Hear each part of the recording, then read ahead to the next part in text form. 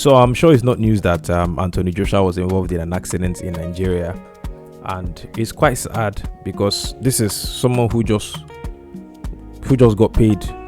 Reportedly, rumor has it I got paid about $90 million when he fought Jake Paul, and came to Nigeria. I'm guessing, to celebrate with his family because he's actually from Nigeria, and this is it was quite sad, but I did not want to do a video when I first heard about it, when I did a little bit of research, because I was saying something else, but people were saying something quite different. Now I know a lot of Nigerians who are blaming the government. You see, we have this mentality of let's just blame the government for everything, and I think it's quite bad. Now I'm going to say why. That's why I didn't want to do a video yesterday, because I watching like when I saw the pictures and videos that came out from the accident, I was like, it's, to me, I saw that this thing that happened. Of course, you can always find way to blame people, but sometimes the problem with Nigeria is Nigerians. That's what I've realized, and so let me tell you why. Condolences to the families of the people who actually passed away, because when I heard that there was an accident, 2 people passed away, and I was like, oh my god, they involved the trailer. What happened to the trailer? Did something happen? Did the trailer lose brake or that? And I discovered that the trailer was actually parked at the side of the road. Now, if you look at the picture of that particular accident, the trailer was parked at the side of the road. It was very close to the bush, was so close to the bush. That means that trailer was not even on the road itself. It was way out of the road, and this car had an impact. He had an accident, an impact with that other car, to the point that 2 people passed away. I knew that had something to do with speeding. Now some people are saying maybe the tire got burst and all that. Bro, even if your tire got burst, if you are driving so fast, that's when something like this will happen. If you're not driving that fast, if something happens, you can always catch yourself and all that. I know there might be impact, but for 2 people to pass away, but bro, that means that car was driving so fast. So I didn't want to do this video yesterday because I was like, I don't want to be the only one saying something different, and at the end of the day, people will be like, why are we blaming this? People pass away. People have that feeling so much of let's just blame the government for everything. We need to check ourselves first. That vehicle, trust me, that vehicle was speeding, and reports that's coming out now is that the vehicle was speeding. As a matter of fact, some people are even saying they should arrest the driver, because I heard that the driver is actually okay, like he didn't pass away, but we don't know I'm not sure of the extent of the driver's injury, but I heard that the driver is actually he didn't pass away. So, and but this something like this now, nobody's talking about the driver. We can only see videos of them rescuing the AJ. But there was somebody with a suit that was part of the people that was rescuing AJ. I don't know if that's the driver, but I need to be sure of that. I don't know if that's the driver. But so that accident, why I said it has to do with speed, is you see the damage that was done to that particular vehicle. When you see the damage that was done to that vehicle, you know that that was so much impact. And for the fact that people actually passed away. Now, I've seen accidents. I've happened to see accidents in my very front. Like, I've seen an accident where this guy was driving, another vehicle was, lost control, driving fast behind him, and he hit this car, and this car with the impact actually hit a bus in front of him. Now, this car was wrecked. The car that actually hit the bus was wrecked. But the people inside survived. In fact, there was no injury. So the thing is, when you're driving fast and you have an impact like that, definitely the shockwaves are going to impact the car. But when you see that level of damage, like, it was so compressed, and it's almost like he actually drove through the truck, bro, that was real speeding. When do we start to check ourselves in this country? Even if, and some people are saying, oh, the law, and there should be speed limits, bro. Even if there are speed limits, you yourself know you are driving so fast. If you're a driver and you're driving so fast, you know that you're driving fast. I've happened to be in situations where I was driving fast at night. I was driving so fast. That was when I just first got a car. It suits me for body. So I was driving so fast, and I was driving there was a bus in front of me that was actually driving very fast. This was late in the night, so like 8 p.m., 9 p.m. and I was driving so fast. And I was following a bus in front of me. That bus was driving fast as well. So I was like, let me just cruise with him. I started driving fast too. And at a split second, this bus actually made a turn, and I discovered that there was a parked vehicle on the road. Now, because I was driving behind the bus so fast, I could not see what was in front of him. He had actually already anticipated that there was a car in front of him, and he just moved in at the last, like it was so close, and he moved in at the last second. And myself, I was so fast following him so fast. When he moved, bro, I knew if I stepped on the brake, that brake was basically useless at that point, because at the speed I was going to hit that car. I had no other option. I had to just swerve to the right. Now, luckily, there was somebody behind me. I think he actually, saw what happened and was actually cautious. Because when I actually saw, I don't know what happened, but that day was a day I decided, you know what, I'm not driving fast again. Let me get there alive. Getting there alive is more important than getting there fast. If I'm going anywhere, I don't have to be in such a hurry. I decided that day that I don't have to be in such a hurry. If nobody's chasing me, if it's not life threatening, if it's not like an emergency that I have to be driving so fast, I will take my time. It's better I get there alive. And you see, there's a lot of pressure when you're on the road, especially Nigerian roads. Nigeria is a place where people get away with a lot of things. Look, nobody's enforcing speed on Nigerian roads. There are speed limits on some roads, but nobody's enforcing it. Even if you are driving, who knows what speed you are driving at? So we don't have those. Our authorities don't have those technologies to say, okay, you are driving at 45, you are driving at this, you are driving at that. I can tell you I'm driving at any speed. You don't know the speed I'm driving at, so but most countries that enforce this speed laws, they have this radar detectors where they used to check your speed and know how fast you were driving, so they can now come and say, okay, you know what, you were driving fast. But we don't have such in Nigeria, and of course the system is kind of messed up. But then it is in your own hands. You know what happens when you drive fast and reckless. You don't need the government to come and tell you you are adults before you can start driving. You don't need the government to come and start telling you, this is the speed limit here. Don't drive so fast. Bro, we know your car can do 120. You know your car can do 500. But for your own safety, why don't you just drive? Why don't you just drive safely? And why I said I didn't want to do this video, because I realized that I think they were in a convoy. That's another information I'm getting, that they were like in a convoy. I think there was an escort with them or something like that. I'm not quite sure.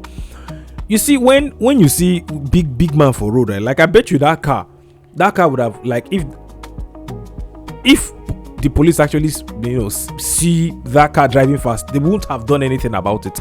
If it was a regular citizen that was driving recklessly, like driving so fast or driving recklessly, they won't even have that mind to do something like that, because they know that if the police actually if they get in trouble with the police, they're actually going to go through a lot. But when you see convoys, if you are on Nigerian roads and you see big men driving, when you see all those big men when they drive, when you see convoy, they drive so recklessly, they drive so fast, they just overtake, they do whatever they like, and that's because they know that they are basically above the law. How many big man you go see say police park for road, say they won't do this or do that? No. So this is where they have that mindset to just drive anyhow they like. But I would also address another point that people were saying. Some people were saying that the accident, that it was the people on the street, it was the Agberos that actually got there first. And bro, even if we had emergency, even if we had ambulances, it will take a while before the ambulances will get to the scene of an accident. And some people are saying the first responders that got there were the touts on the road, or the Agberos that were on the road. The first people to an accident are always the first people that were close to the accident, not the authorities. Now, even in the US, I have a friend that he actually saved, was it 2 kids or 1 kid, from an accident that happened where the mom and the dad actually passed away. The mom and the dad actually died in that accident. This guy went to save the 2 children that were in the vehicle. Now, this is because he was the first person in the scene. and these guys were still alive, and the parents had passed away, and he knew that leaving them there might be dangerous for them, because sometimes what if the vehicle actually just gets up in flames? Because when accidents like this happen, sometimes there might be fuel leakages, and there might be fire somewhere, and this vehicle might just get aflame. So it's quite important to rescue the victims that are still alive. Now, having knowledge of how to rescue those people is a different story entirely. Having knowledge of first aid is a different story. But when you see an accident like that, and you're in a situation where you can help, of course you should be the first person to respond. Everybody cannot just stand and be looking at the accident like this. So people saying that the first people to get to the accident were actually the area boys and all that, bro, that will be the first people in any accident, because they are the people that were on the road. Before the ambulance will get there, it will take a while.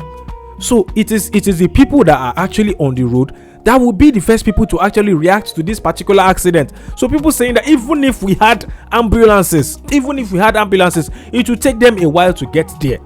So it doesn't matter that there were ambulances or we didn't have ambulances. I know we'll blame the government for that, for sure. We need, because at the end of the day, I saw them moving him away, like carrying him away in another vehicle where they made him to go and sit down in front. Bro, somebody had an accident like that. Of course, there should be an ambulance at the scene. Like, after they've rescued this person, try and stabilize this person somewhere. That's where we need that orientation, and the government needs to do something. Try and stabilize this person. Then an ambulance should come, check out this person, do some first aid before they actually move this person. Like an accident like that, it's not even advisable for the person to be walking. They should actually, put this person in a stretcher and carry this person to the hospital. This is where we lack that first aid, and this is where I'll blame the government. That, okay, after these people had gone to the scene of the accident and they had actually rescued him, then what next? You understand? But for the people saying and the first people there were the first people there will always be the people that were around when these accidents happen. Let's stop blaming the government for everything. If we can take responsibility at certain points, then we will know when and what to blame the government for. So it's not everything that we'll just say, hey, the government do this, the government do that. People are saying and the bad roads. The roads that accident happened was so good. As a matter of fact, I can say that this accident happened because the road was good. If it was a bad road, he wouldn't have been able to speed like that. If it was a bad road, that vehicle would not have even been able to drive so fast to get that kind of accident. And look at how lucky Anthony Joshua was. How lucky. If he had made the decision to, let me get something and sit at the other side, he would have been gone today. But we are saying he's lucky. But the other two people, what about the other two people that lost their lives? So at the end of the day, the first person that we need to check is this driver. But then we will need to get, like, when Anthony Joshua gets himself, let's hear from him, let's hear what actually happened. But from that impact and from the pictures and what I can see, that was excessive speeding. That was excessive speeding. We saw the accident that Pella had, where I was like, bro, this guy does the cool seeing an accident in the gate. I actually said it in my other video.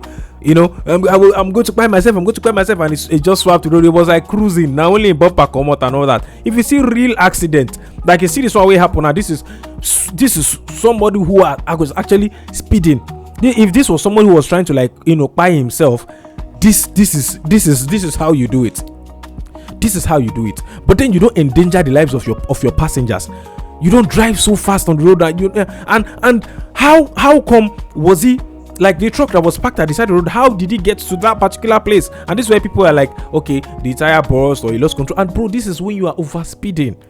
We know your cars can go so fast, but calm down.